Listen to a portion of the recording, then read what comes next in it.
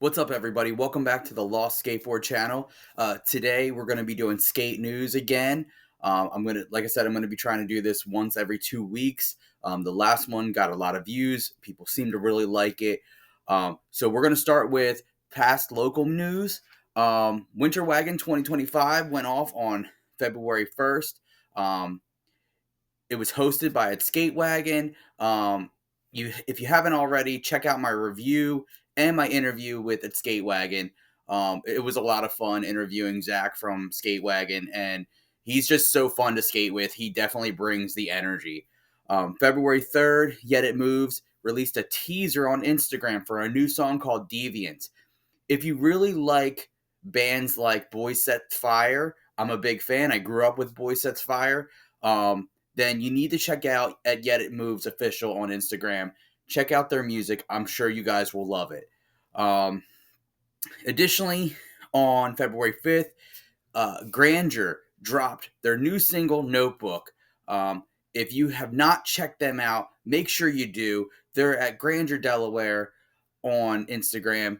Again, another band that really has a lot of different genres put into it. You get a little bit of metalcore, you get a little bit of punk pop, you get a little bit of like smooth, almost jazzy type music.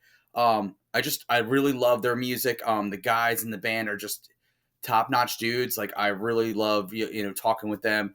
I can't wait for them to like do more shows. Um, Additionally, another band you guys should really check out is called Mind Slime. They have a single called Ginger Spice out on Bandcamp. Link to their Bandcamp is going to be in the description. I had an opportunity to listen to the song, and it gives me a feel of a band called The Shirts. It's a little bit older punk pop group. My favorite part is the harmonization between the male vocals and the female vocals. It just takes a lot of hard work to really harmonize between a male's vocals and a female's vocals. But when you can do it and you can make it sound good, it just comes off so good. Check them out on Instagram at Mind Slime, at mind_slime. All right. February 8th, a full length skate video called Standing Still Fast was released, featuring a lot of Central PA skaters from the Libre Skate Shop. Make sure you follow at Libre_skateboarding for the announcement of the new shop location. That's coming really soon. Skate Wagon hosted a women's virtual contest. It ended on, or you had to get your clips in by February 17th, 2025. Voting ended on February 21st, and one of our hometown heroes, Emily, took home the win. Follow her at Emily Wibble on Instagram. She is awesome. She just comes with a passion. She's got a lot of skills, and she's young still, so she's got a lot of time to learn more and continue to just build her skills in skateboarding. February 22nd, Kinetic Skate Shop in Wilmington, Delaware hosted a premiere event for a video release called Everybody In. Unfortunately, I wasn't able to make it to that event. Just had a lot of family stuff going on, and it is what it is.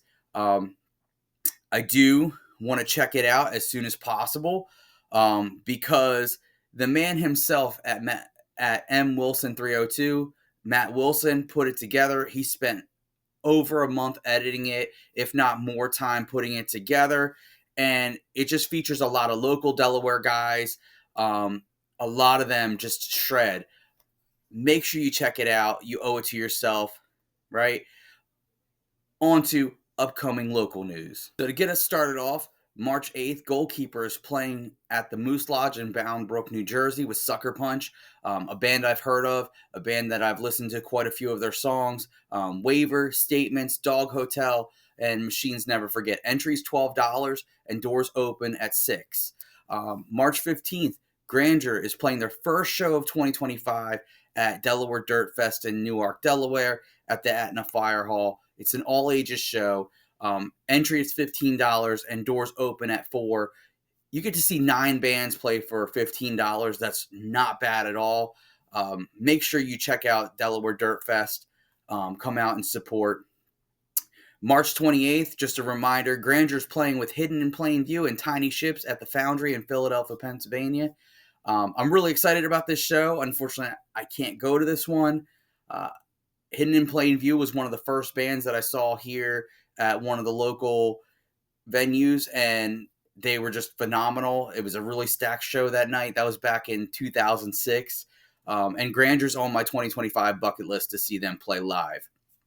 April 5th, you have the Spring Skate Jam at Garage Door Skate Park in Terre Hill, Pennsylvania, hosted by And Skateboards for All. Check them out on Instagram, and also follow the Instagram at Spring Skate Jam. It's a really exciting event. Every year it happens, and it just brings the energy.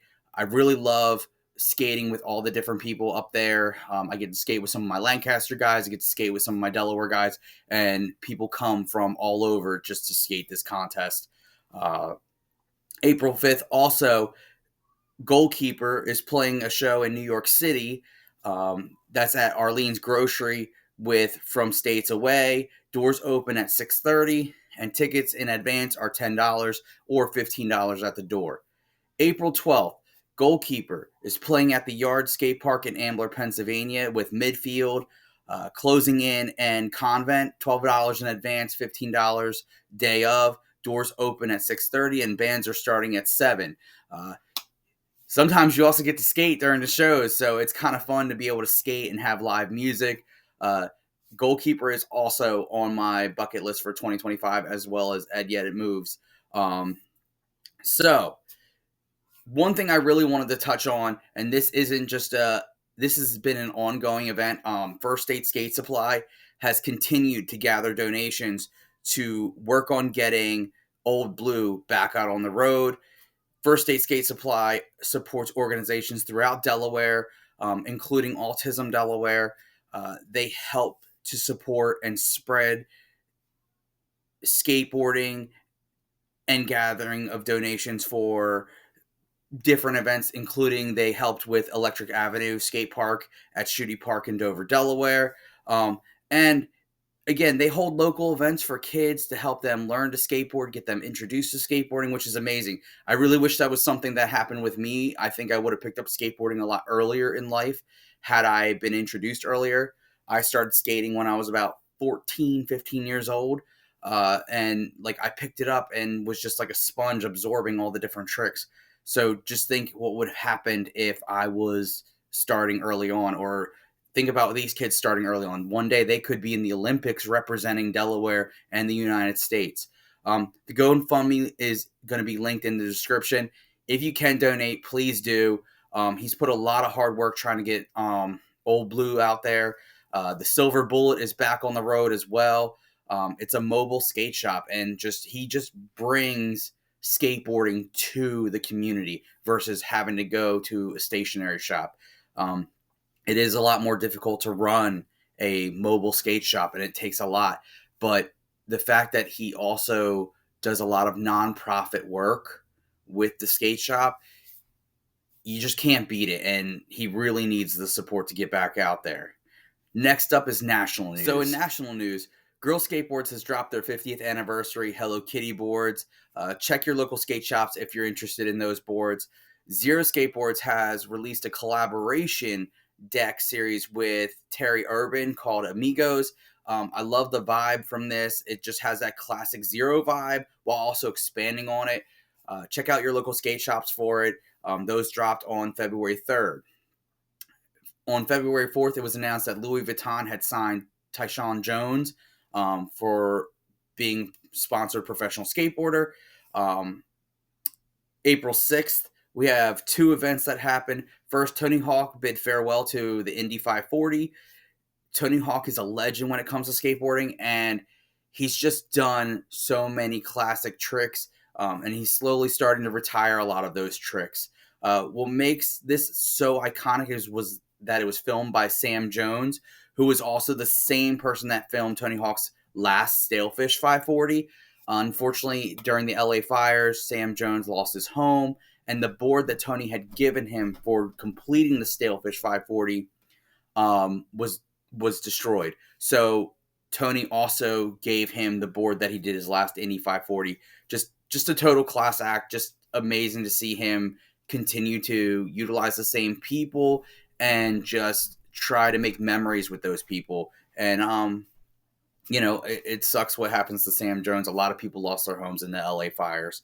Uh, as I said before, another event that happened on February 6th, a legend in women's skateboarding, as well as an X Games gold medalist and Olympic skateboarder, Letitia Bufani, became a chairperson of the Skateboarding Technical Commission for World Skate.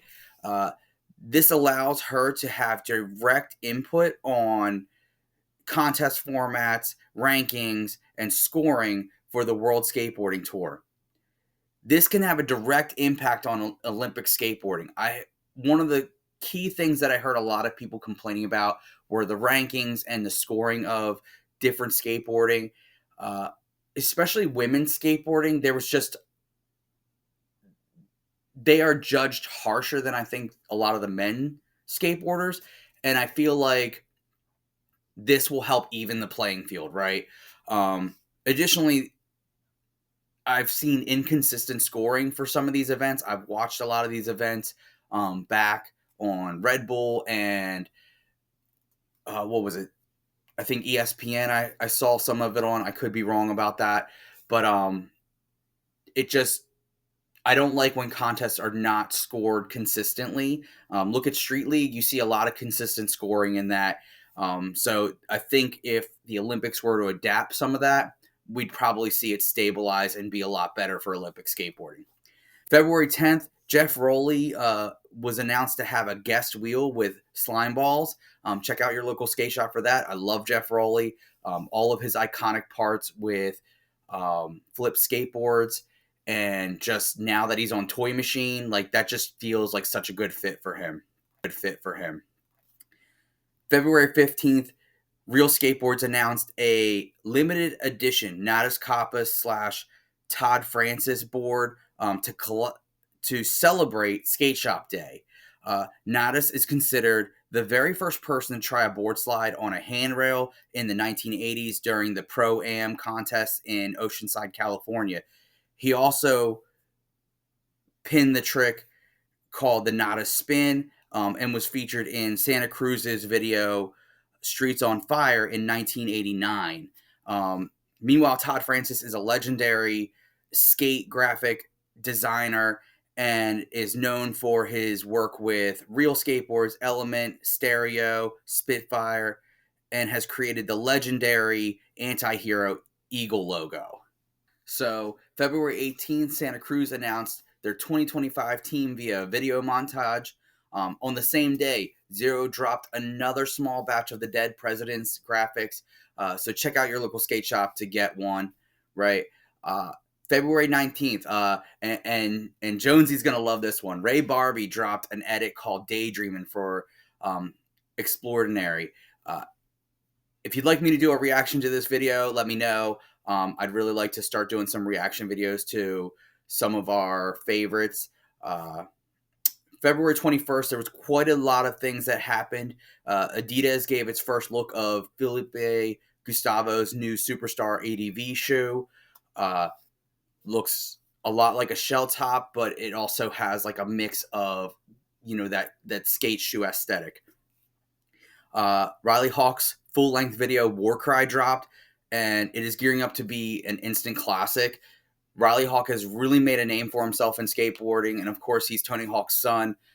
He skates street, and he just shreds, man. I mean, I remember watching him on the Tony Hawk Tour DVD set growing up, and just even at that young age, he was doing like huge drops for being such a little dude. He's really come into his own, and just a great skater all around. Definitely don't feel like he's in his father's shadow, because he's really made his own name in skateboarding. And it's amazing to see him continue to grow in skateboarding.